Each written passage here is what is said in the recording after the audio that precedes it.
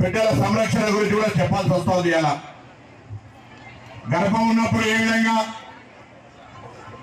జాగ్రత్తలు తీసుకుంటే తల్లి బిడ్డకు పుట్టిన తర్వాత బిడ్డ ఏ విధంగా ఆరోగ్యంగా ఉంటాడు అనేటువంటి అనేకంగా వారసత్వ రీత్యా తెలిసినప్పటికీ కూడా వాటిని సరియైన విధంగా పాటించకపోవడం వల్ల రక్త బలహీనతతోటి ఆరోగ్యం సరిగా లేక ఆ డబ్బులన్నీ ఆసుపత్రుల్లో పెట్టి పిల్లల్ని రక్షించుకోవడానికి కూడా వేల లక్షల రూపాయలు ఖర్చు చేసుకునే పరిస్థితి వస్తోంది. ఈరోజు తెలంగాణ రాష్ట్ర ప్రభుత్వ పక్షాన సీతక్క గారు మంత్రి అయిన తర్వాత గౌరవ ముఖ్యమంత్రి రేవంత్ రెడ్డి గారు క్యాబినెట్ అనేక సందర్భాల్లో చేసి తెలంగాణ రాష్ట్ర వ్యాప్తంగా రక్త బలహీనత కలిగినటువంటి పిల్లలు ఉండడానికి అవకాశం లేదు, అందరికీ ఆరోగ్య ఉండడానికి కొరకు ఆరోగ్యానికి సంబంధించినటువంటి ఆహార పోషణకు సంబంధించిన విషయం లోపల అన్ని జాగ్రత్తలు తీసుకోవాలని చెప్పినారు.